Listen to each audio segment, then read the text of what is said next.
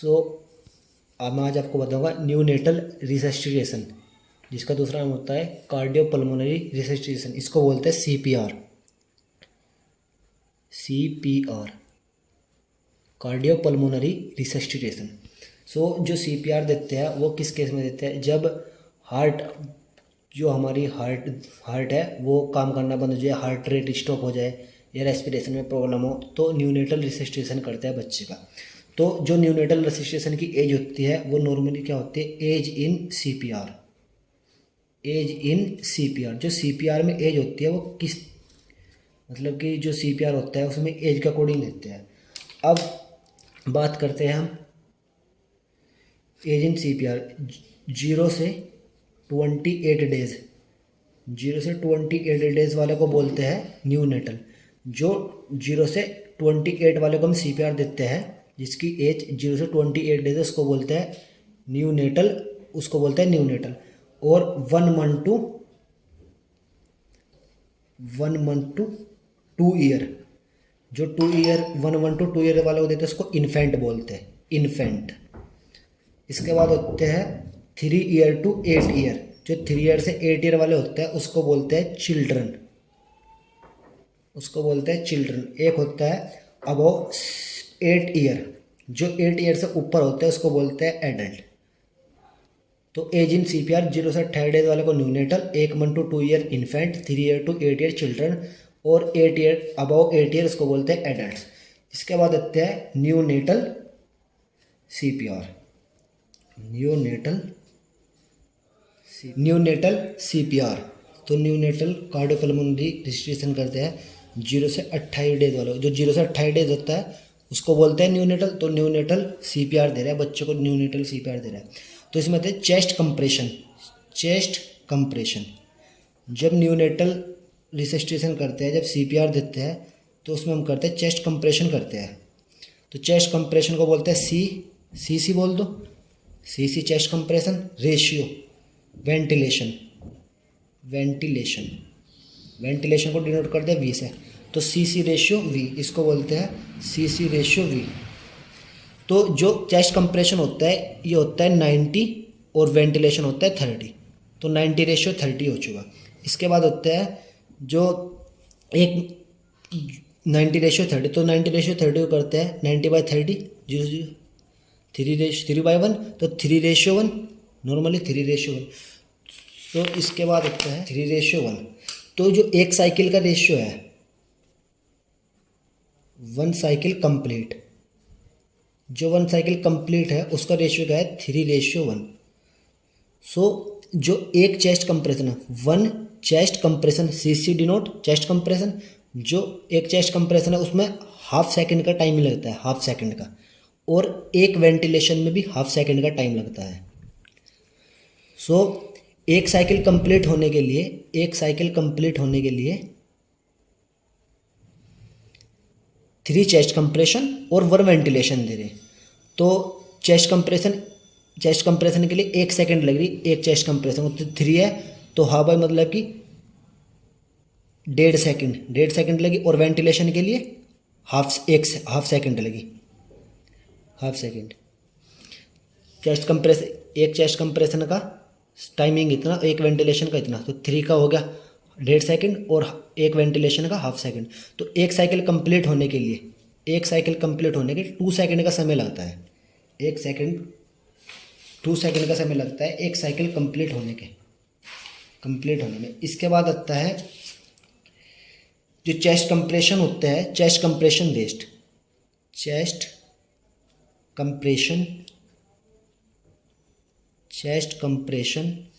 Rate in newborn. जो newborn होता है, न्यूनेटल होता है, उसके अंदर चेस्ट कंप्रेशन रेट कितना होता है?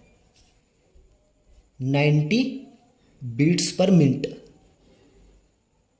90 बीट्स पर मिनट का, कि जो चेस्ट कंप्रेशन दे रहे हैं वो 1 मिनट में 90 देना है, 90 बीट्स पर मिनट देनी है। तो इसके और एडल्ट में होता है, इन एडल्ट में ये होते हो कि न्यूबॉर्न, एक होता है एडल्ट में होता है 100 बीट्स पर मिनट। अब चेस्ट कंप्रेशन डेप्थ, कि हम चेस्ट कंप्रेशन कर रहे हैं तो चेस्ट कंप्रेशन डेप्थ का मतलब हुआ कि चेस्ट कंप्रेशन डेप्थ, कि कितना चेस्ट को हम कंप्रेस कर रहे हैं। तो इसमें होता है 1/2 और 3/4 इंचज़। ये नॉर्मली बोल सकते हैं 1.5 to 2 सेंटीमीटर चेस्ट को कंप्रेस करनी, 1.5 to 2 सेंटीमीटर चेस्ट को कंप्रेस करनी। इसके बाद होते हैं कंप्रेशन साइट, कि किस जगह पर कंप्रेशन करना है। अब कंप्रेशन करेगा, किस जगह पर कंप्रेशन करेगा, उसको बोलते हैं कंप्रेशन साइट। कंप्रेशन साइट में करते हैं लोअर 1/3 पार्ट ऑफ स्टर्नम, जो स्टर्नम होता है उसके लोअर 1/3 पार्ट पे करते हैं। इसके बाद कहते हैं कि किस मेथड से करनी, कि किस चीज़ से करनी, क्या आर्टिकल यूज़ करना चेस्ट कंप्रेशन। एक होता है 2 finger method. 2 finger method, 2 finger method मतलब कि ये बेबी है, इसको इस तरीके से चेस्ट कंप्रेशन करते हैं, इसको बोलते हैं 2 फिंगर मेथड। और एक होते हैं thumb method. Thumb method, thumb method का दूसरा नाम कहता है encircle method. Encircle method, जैसे ये बेबी है और इसको एन सर्कल बोलते हैं, इस तरीके से कर लेते हैं, और यहाँ पर बेबी है, इसको बोलते हैं एन सर्कल मेथड। इसके बाद नेक्स्ट आता है पल्स फील। बेबी में पल्स फील करते हैं। पल्स कौन सी फील करते हैं बेबी के अंदर? Brachial pulse feel, brachial pulse कर फील न्यूबॉर्न के अंदर। न्यूबॉर्न का सीपीआर कर रहे हैं, न्यूनेटल रेस्पिरेशन इन। नेक्स्ट आता है pulse filling time. Pulse filling time, कितने टाइम तक पल्स को फील कर रहे हैं। 5 second norm, 5 second to 10 second, ये पल्स फिलिंग टाइम है। नेक्स्ट आता है CPR. CPR is done in case of, किस केस में सीपीआर देते हैं बेबी को। फर्स्ट होता है low birth weight baby. Second होता है अपगार स्कोर। अपगार स्कोर, अगर अपगार स्कोर 0 to 3 स्कोर पे होगा तो उसको बेबी को सीपीआर देगा लो बर्थ वेट पे। एक होता है नेक्स्ट बर्थ एफेक्सिया। बर्थ एफेक्सिया, इसके बाद होता है जो एस्पिरेशन होता है, डिफ़िकल्टी इन एस्पिरेशन, इसको बोलते हैं बर्थ एफेक्सिया में एस्पिरेशन में डिफ़िकल्टी हो रही है। CPR, CPR adult, adult CPR और न्यूबॉर्न सीपीआर। जो न्यूबॉर्न सीपीआर होता है वो TABC के अकॉर्डिंग देते हैं। इसमें देते हैं CABC, circulation, airway, breathing. CPR adult और न्यूबॉर्न। न्यूबॉर्न एडल्ट का होता है CABD, सर्कुलेशन इंपॉर्टेंट होता है न्यूबॉर्न के अंदर, एडल्ट के अंदर, और न्यूबॉर्न के अंदर टेम्परेचर। इसमें क्या होता है न्यूबॉर्न सीपीआर, TABC के अकॉर्डिंग देते हैं। TABC temperature, airway, B for breathing, C for circulation. Newborn को सीपीआर TABC का, तो टेम्परेचर न्यूबॉर्न के अंदर टेम्परेचर में इंपॉर्टेंस होता है और एडल्ट के अंदर सर्कुलेशन। टेम्परेचर, अब न्यूबॉर्न को हमको टेम्परेचर मेंटेन करना, टेम्परेचर बहुत इंपॉर्टेंट है। टेम्परेचर किस तरीके, टेम्परेचर मेंटेन करना, तो नॉर्मली टेम्परेचर किस तरीके से मेंटेन करते हैं। जैसे बेबी डिलीवर हो गया, बेबी डिलीवर होने के बाद बेबी को फर्स्ट स्टेप होता है बेबी को प्री वार्म टॉवल में लेना है, प्री वार्म टॉवल में लेना है बेबी को। देन सेकंड स्टेप क्या होता है, जैसे टॉवल में ले गया बेबी को, उसके बाद बेबी को क्लीन कर दे, जो एमनियोटिक फ्लूइड उसको क्लीन कर दे। क्लीन करने के बाद फिर न्यू टॉवल लेते हैं, न्यू टॉवल ले, उसके बाद क्या देते हैं, न्यू टॉवल लेने के बाद थर्ड स्टेप होता है इनक्यूबेटर। इनक्यूबेटर पे उसको टेम्परेचर मेंटेन करता है। इनक्यूबेटर का जो टेम्परेचर होता है 36.5 डिग्री सेल्सियस होता है। इसके बाद होता है फोर्थ स्टेप ब्रेस्ट फीडिंग। अगर नॉर्मल होता है तो ब्रेस्ट फीडिंग करता है, इसकी ब्रेस्ट फीडिंग इस तरीके से मेंटेन करता है बेबी का टेम्परेचर। सेकंड होता है एयरवे। एयरवे, एयरवे में क्या होता है, एयरवे सक्शनिंग करके करता है, सक्शनिंग, सक्शनिंग मेथड से एयरवेइंग करते हैं, सक्शनिंग मेथड से। अब सक्शनिंग कर रहे हैं, सक्शन एयरवे सक्शनिंग मेथड से एयरवे को मेंटेन करते हैं। इसमें क्या होता है, जो सक्शनिंग में होता है, सक्शनिंग करते हैं पहले माउथ से, देन नोज। फर्स्ट प्रायोरिटी देते हैं माउथ को, देन देते हैं नोज को। नोज से सक्शनिंग क्यों नहीं करते पहले? अगर नोज से सक्शनिंग करते हैं तो जो एमनियोटिक फ्लूइड, जो म्यूकस है माउथ के अंदर, लैरिंक्स के अंदर, वो यहाँ पर लंग्स के द्वारा एल्वोलाई में चल जाता है, जिस कारण एल्वोलाई में पस फॉर्मेशन होता है, जिस कारण बच्चे को निमोनिया होने के चांसेस है, जिस कारण बच्चे को निमोनिया होने के चांसेस है। तो फर्स्ट प्रायोरिटी देनी है माउथ को, देन नोज। इसके बाद आता है ब्रीथिंग। ब्रीथिंग किस तरह से है? माउथ टू माउथ जो ब्रीथिंग पास करता है, माउथ टू माउथ ब्रीथिंग देता है बेबी को। माउथ टू माउथ, जो माउथ टू माउथ ब्रीथिंग देता है वो 16% डिलीवर होती है, ऑक्सीजन 16% डिलीवर होती है माउथ टू माउथ। अब ब्रीथिंग दूसरे मेथड से ब्रीथिंग मेंटेन करते हैं, सेकंड मेथड से ब्रीथिंग मेंटेन। फर्स्ट में होता है जो ब्रीथिंग मेंटेन करता है, फर्स्ट गिवन ऑक्सीजन, बेबी का ब्रीथिंग मेंटेन करना। First given oxygen by nasal mask, जो नेजल मास्क होता है इससे मेंटेन करते, एयर ऑक्सीजन डिलीवर करते हैं। जो नेजल मास्क से जो ऑक्सीजन डिलीवर कराते हैं 2 to 3 litre per minute, 1 minute में 2 to 3 पर लीटर देते हैं। सेकंड होता है oxygen hood tent. Oxygen hood tent के द्वारा, ऑक्सीजन हुड टेंट के द्वारा बेबी को ऑक्सीजन डिलीवर कराते हैं, 8 to 10 लीटर पर मिनट के अकॉर्डिंग देते हैं इसमें। सेकंड इसके बाद क्या करते हैं, check after 30 second. 30 oxygen tent के द्वारा डिलीवर कर दी ऑक्सीजन को, नेजल मास्क के द्वारा, ऑक्सीजन टेंट के द्वारा। देन चेक करते हैं 30 सेकेंड के बाद बेबी को। साइनोस इम्प्रूव, अगर साइनोस इम्प्रूव हुआ, या ये देखते हैं कि साइनोस इम्प्रूव हुआ या नहीं। Cyanosis improve or not improve. अगर साइनोस नहीं इम्प्रूव हुआ, not improve cyanosis, not improve cyanosis.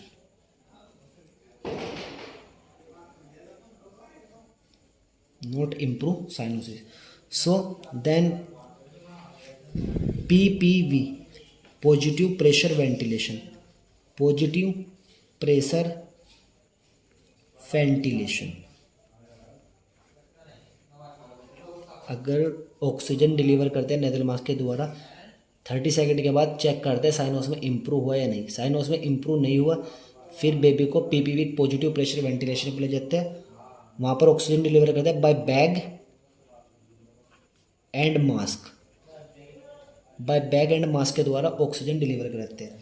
इसमें जो बैग होता है, बैग का क्या नाम होता है? बैग जो बैग होता है, ये बैग के द्वारा करते हैं, इसका नाम होता है Ambu bag, AMBU, Ambu bag, इसका नाम होता है अम्बू बैग। अम्बू की फुल फॉर्म क्या होता है अम्बू बैग की? A for artificial, M for manual,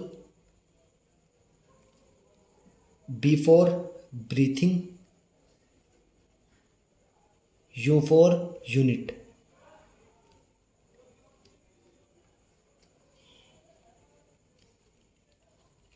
artificial manual breathing unit, Ambu bag.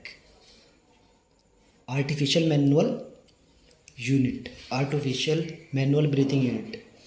Adult में जो एम्बू बैग होता है, इसका वॉल्यूम कितना होता है? 1200 ml।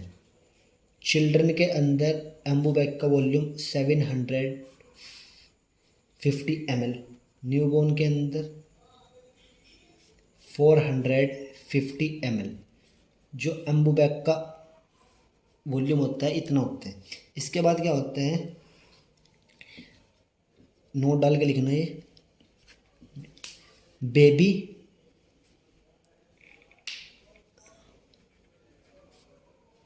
अगर बेबी को डायफ्रामेटिक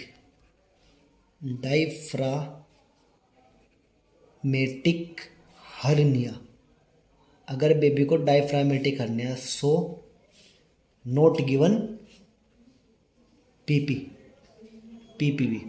अगर बेबी को डायफ्रामेटिक हर्निया है तो बेबी को पॉजिटिव प्रेशर वेंटिलेशन नहीं देना। अगर बेबी को डायफ्रामेटिक हर्निया है तो पॉजिटिव प्रेशर वेंटिलेशन नहीं देना। इसके बाद क्या करते हैं, थर्ड स्टेप, ये सेकंड स्टेप में, इसके बाद आता है थर्ड स्टेप। अगर पॉजिटिव प्रेशर वेंटिलेशन पे भी ले गया, वहाँ पर भी ऑक्सीजन डिलीवर हुई और वहाँ पर भी इम्प्रूव नहीं हुआ साइन उसमें, फिर थर्ड स्टेप होता है endotracheal incubation. Endotracheal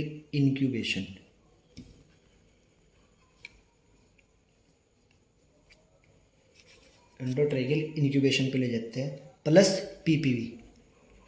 endotracheal incubation plus PPV, वहाँ पर ऑक्सीजन डिलीवर कराते हैं। ऑक्सीजन जो डिलीवर कराते हैं वेंटिलेशन पे ले जाके, वहाँ पर जो वेंटिलेशन की पीक होती है, वेंटिलेशन की पीक होती है, वहाँ पर जो प्रेशर होता है वेंटिलेशन में कितना रखते हैं प्रेशर, PEEP, इसकी फुल फॉर्म होती है पॉजिटिव एंड एक्सपिरेटरी प्रेशर। जो इसकी पीक होती है ये कितनी होती है प्रेशर, यहाँ पर 5 cm/H2O। एंडोट्रेकियल इंक्यूबेशन पे प्लस पीपीवी पर ऑक्सीजन डिलीवर कराते हैं। यहाँ पर जो वेंटिलेशन की पीक होती है वो पॉजिटिव एंड एक्सपिरेटरी प्रेशर होता है, वो कितना होता है 5 cm/H2O होता है।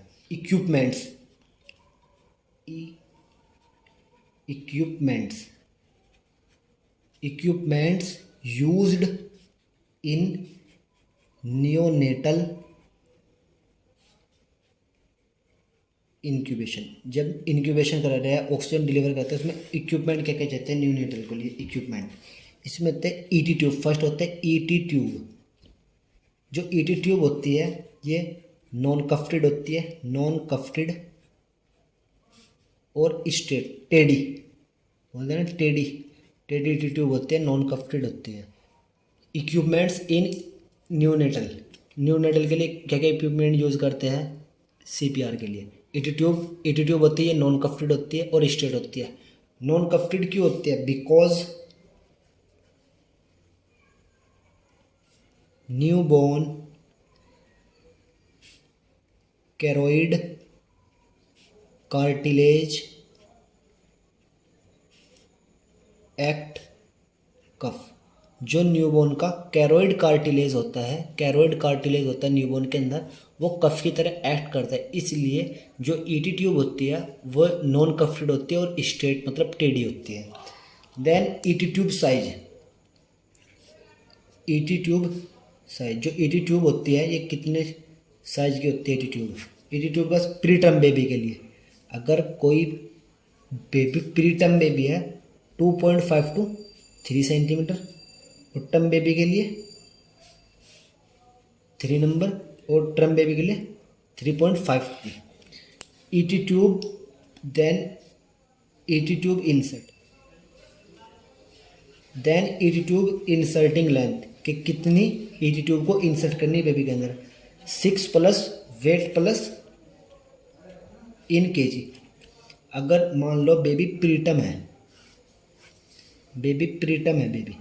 तो प्रीटम बेबी में वेट कितना होता है, बिलो 2 kg से कम होता है, 2 kg से बिलो होता है। अगर प्रीटम बेबी है 2 kg से बिलो हो गया वेट, तो इसको जो ईटी ट्यूब की लेंथ इंसर्ट करनी है, ईटी ट्यूब ये कितनी करनी है इंसर्ट, ये करनी है 6 प्लस वेट कितना 2 plus kg, 2 plus 6 plus 2 equals to 8 kg। So जो प्रीटर्म के लिए ईटी ट्यूब को इंसर्ट करनी है वो नॉर्मली कितनी करनी है 8 to 8.5 सेंटीमीटर इंसर्ट करनी है, इंसर्टिंग इन प्रीटर्म में। एंड टर्म में कितनी करनी है 8.5 to 9 सेंटीमीटर, ये प्रीटर्म के अंदर इंसर्ट करनी है बेबी की ईटी ट्यूब। देन इसके बाद फर्स्ट हो गया ईटी ट्यूब, सेकंड हो गया लैरिंजोस्कोप। जो लैरिंजोस्कोप होता है इसमें ब्लेड लगे होते हैं, जो प्री टर्म के लिए जो ब्लेड होता है वो 1 नंबर, टर्म के लिए ब्लेड साइज 0 नंबर। देन एक होता है, इसके बाद अगर ऑक्सीजन डिलीवरी करे बच्चे के अंदर कोई चेंजेस नहीं है ईटी ट्यूब के जरिए भी, इसके बाद फिर हम डिफिब्रिलाइजेशन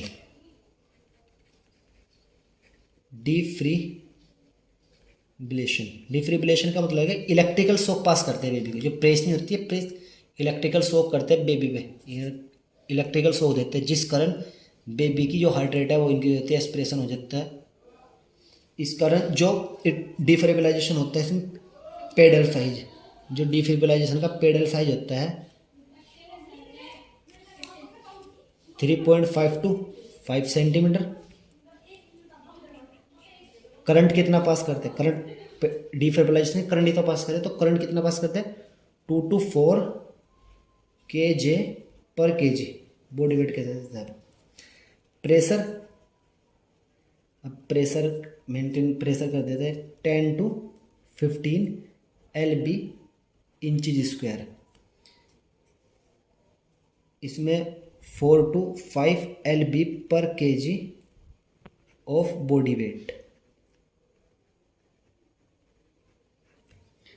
defibrillator paddle size 3.5 to 5 centimetre, current 2 to 4 kJ, pressure 10 to 15 lb/inch²। Drugs, when, जब heart rate below 60 beats per minute, जब हार्ट रेट बेबी की हार्ट रेट बिलो 60 होगी तो इसमें इंजेक्शन देते, इंजेक्शन प्रोवाइड करते हैं बेबी को हार्ट रेट बढ़ाने के लिए। इंजेक्शन का नाम क्या होता है, एड्रीनालिन। एड्रीनालिन नाम सुना होगा आपने, एड्रीनालिन 0.1 mg एडमिनिस्टर करते हैं बेबी के अंदर। तो ये 2 तरीके से एडमिनिस्टर करते हैं बेबी के अंदर। फर्स्ट होता है आईवी रूट से, सेकंड होता है इंट्राट्रेकियल से। इंट्राट्रेकियल जो आईवी रूट होता है उसमें कितना एड्रेनालिन लेना है, 0.012 to 0.03 mg/kg के हिसाब से। और जो इंट्राट्रेकियल में होता है 0.012 to 0.1 mg/kg, या 0.5 to 0.1 mg/kg के हिसाब से।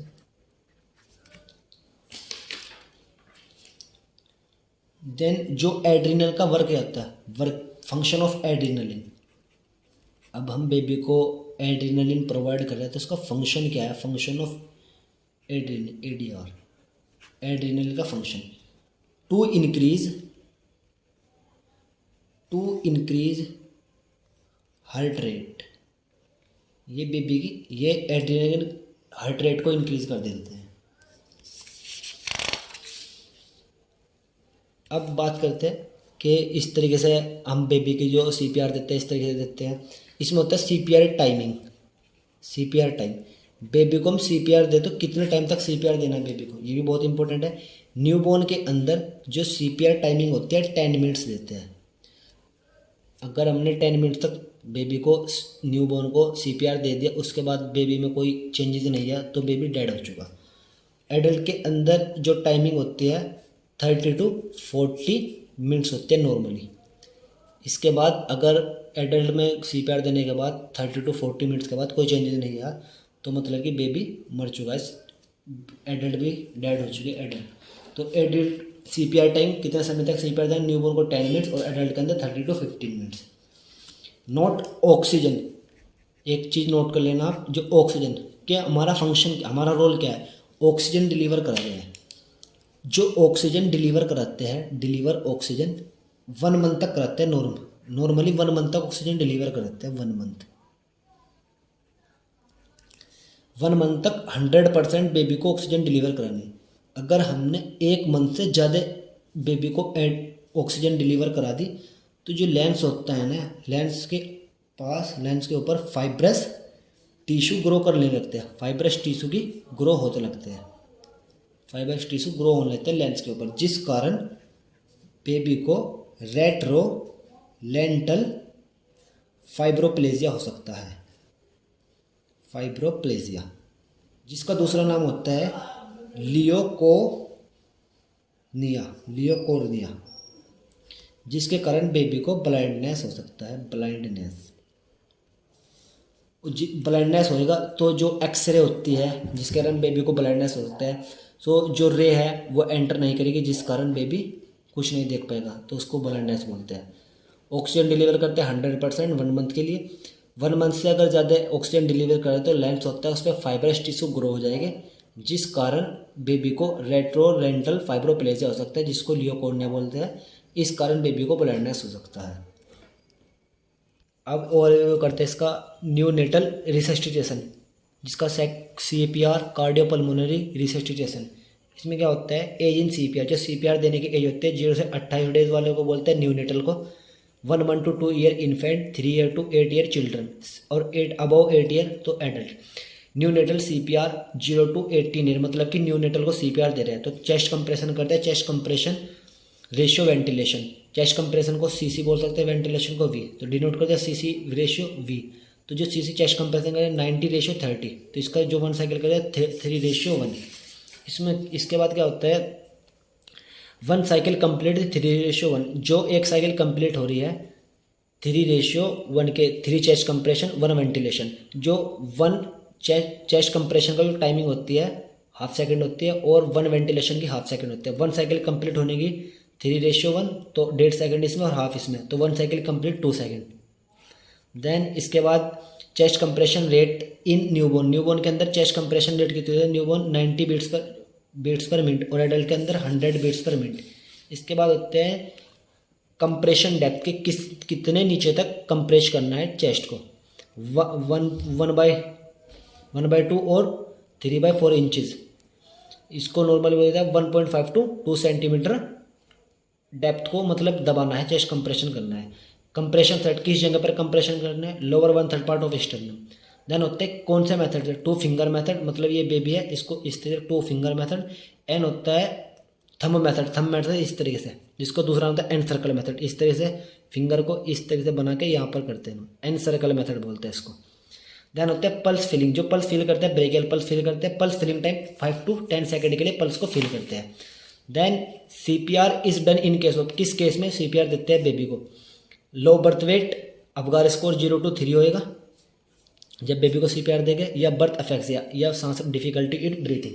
CPR जो CPR देते हैं एडल्ट के अंदर देते और न्यूबॉर्न के अंदर, एडल्ट के अंदर CABD के अकॉर्डिंग, और न्यूबॉर्न के अंदर TABC। इसमें टेम्परेचर मेंटेन होता है न्यूबॉर्न के अंदर, एडल्ट के अंदर सर्कुलेशन में इंपॉर्टेंस होता है। न्यूबॉर्न CPR, जो newborn CPR temperature, temperature, airway, breathing, circulation. First priority temperature को देने, जैसे टेम्परेचर है, बेबी डिलीवर हुआ, बेबी डिलीवर होने के बाद टेम्परेचर मेंटेन करना है, बेबी का टेम्परेचर मेंटेन करना है। तो जो प्रीवार्म, पहले उसको बेबी को प्रीवार्म टॉवल में ले लेंगे, प्रीवार्म टॉवल में ले लेंगे, उसको क्लीन करेंगे, फिर न्यू टॉवल में लेंगे। इसके बाद इनक्यूबेटर, जो इनक्यूबेटर पर होता है वहाँ पर जो उसकी टेम्परेचर होता है वो 36.5 डिग्री सेल्सियस। उसके बाद ब्रेस्ट फीडिंग नॉर्मली करा देते हैं। थर्ड होता है फिर एयरवे सक्शनिंग मेथड से सक्शनिंग करते हैं, एयरवे को बाउथ करते हैं, देन नोज, पहले माउथ की फिर नोज की ना, अगर नोज की करेंगे तो निमोनिया हो जाएगा बच्चे को, आपको अभी समझाया मैंने। इसके बाद क्या होता है ब्रीथिंग, ब्रीथिंग में क्या होता है माउथ टू नोज, जो ब्रीथिंग करते हैं mouth to nose oxygen deliver करते हैं, 16% ऑक्सीजन डिलीवर होते हैं mouth to nose. Then breathing maintain, किस तरह से ब्रीथिंग मेंटेन करते हैं, फर्स्ट ऑक्सीजन देते हैं बाई नेजल मास्क के द्वारा। जो नेजल मास्क होता है ये 3.5 नंबर का होता है, जो नेजल मास्क का साइज होता है 3.5 नंबर का होता है, ये निकले नाम। फर्स्ट ऑक्सीजन डिलीवर करते हैं नेजल मास्क के द्वारा, नेजल मास्क के द्वारा 2 to 3 LP minute oxygen hood tent, oxygen hood बोल सकते हैं, टेंट बोल सकते हैं, इसके कारण ऑक्सीजन डिलीवर करते हैं 8 to 10 लीटर पर मिनट। फिर चेक करते हैं साइनोस, 30 सेकंड के बाद अगर साइनोस में इंप्रूव है ठीक है, वहीं पर रुक जाएगा CPR में। अगर साइनोस में इंप्रूव नहीं होगा फिर PPV पॉजिटिव प्रेशर वेंटिलेशन पर लगते हैं, बैग एंड मास्क के द्वारा PPV पे ले जाते हैं। उसके द्वारा बैग होता है, उसका नाम होता है अम्बू बैग। अम्बू बैग की फुल फॉर्म होता है आर्टिफिशियल मैनुअल ब्रीथिंग यूनिट। जो नॉर्मली अम्बू बैग होता है, अम्बू बैग का वॉल्यूम होता है एडल्ट के अंदर 1200 ml, चाइल्ड के अंदर 750 ml, न्यूबॉर्न के अंदर 450 ml। बेबी, अगर बेबी को डायफ्रामेटिक हर्निया है तो PPV पॉजिटिव प्रेशर वेंटिलेशन नहीं देगी, ये इसमें कॉन्ट्राइंडिकेशन होता है। देन इसके बाद थर्ड होता है एंडोट्रेकियल इंक्यूबेशन प्लस PPV। अगर डायफ्रामेटिक हर्निया नहीं है, बेबी पे साइनोस में इंप्रूव नहीं हुआ तो उसको एंडोट्रेगल इंक्यूबेशन प्लस पीपी बोला जाता है, वहाँ पर ऑक्सीजन डिलीवर करते हैं। जो वेंटिलेशन की जो पीक होती है 5 सेंटीमीटर पर S2 होती है, positive end expiratory pressure. Then equipment using neonatal incubation, ET tube use करते हैं, नॉन कफ्टेड होती है और स्टेट होते हैं। जो नॉन कफ्टेड होते हैं क्यों होती है, क्योंकि ये कैरोइड कार्टिलेज की तरह एक्ट करता है। कैरोइड कार्टिलेज होता है बेबी के अंदर, वो एक्ट करता है कफ की तरह। ET ट्यूब की साइज प्री टर्म के लिए 2.5 to 3 सेंटीमीटर, 3 टर्म के लिए 3.5। ET tube length inserting, ET tube को कितना इंसर्ट करना है, ये फॉर्मूला है 6 + वेट + ING। प्री टर्म के लिए 8 kg, 8 to या 8.5 सेंटीमीटर, और टर्म बेबी के लिए 8.5 to 9 सेंटीमीटर। लेरेंजियोस्कोप को यूज़ करते हैं। जो लेरेंजियोस्कोप में ब्लेड होता है टर्म बेबी के लिए 1 नंबर, प्री टर्म के लिए 0 नंबर। डिफिब्रिलाइजेशन, जो इलेक्ट्रिकल शॉक जो करंट पास करते हैं, पेडल साइज लेते हैं 3.5 to 5 सेंटीमीटर, करंट देते हैं 2 to 4 kg/kg, प्रेशर देते हैं 10 to 15 LV inch square. Then इसके बाद होता है जो ड्रग यूज़ करते हैं, वैन अगर हार्ट रेट, अगर बेबी की हार्ट रेट 60 से बिलो है तो एक इंजेक्शन देते हैं एड्रेनलिन 0.1 mg का। इसमें IV रूट्स देते हैं और इंडाट्रेकल देते हैं। IV रूट्स 0.01 to 0.03 mg/kg के हिसाब से। और जो ये होता है इंडाट्रेकल से साइड से देते हैं तो 0.01 to 0.1 mg/kg कहता है, या बहुत 0.5 to 0.1 mg/kg।